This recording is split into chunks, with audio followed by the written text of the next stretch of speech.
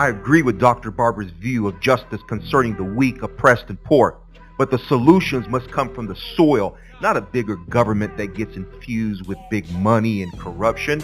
Doesn't the Bernie Sanders campaign already highlight that government has been hijacked by corporations? Dr. Barber, like all the Old Testament prophets who aligned themselves to corrupt kings, begins to subtly distort the holistic commands of Yahweh. He only defines justice in terms of racial, economic, and minority equality and rights. What about Jesus' view of justice and purity as it relates to sexual purity, parental responsibility, and application of social ethics in government by the people of God, and the command to not shed innocent blood, especially in the womb? Why selectively exegete and expound the Old Testament on the issues of justice that deal with the black life, minorities, and oppressed, those who are outside the womb? Why call for governments to practice justice on certain issues that relate to the poor and then appeal to the U.S. constitutional freedoms when it comes to women's rights versus babies' rights, even though we as the people of God, the black church, believe abortion is morally wrong as a Democrat prophet?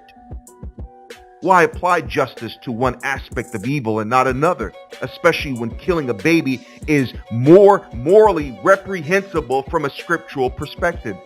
Also, the Old Testament teachings in Exodus 21 verses 22 to 25 prescribes the same penalty, death, for someone who causes the death of a baby in the womb as for someone who commits murder. God's prophets never give allegiance and wholesale uncritical endorsement of political parties. Politicians get corrupted by power, especially when they do not have scriptures as their moral authority. The very prophets he quoted from, Isaiah and Amos, were opposed by the political structures of their day. Democrats oppose biblical justice and purity that confronts their human political democratic platform agenda. The truth is that a coin has two sides, not one. God's prophets, like John the Baptist, call everyone out to repentance. Don't get it twisted.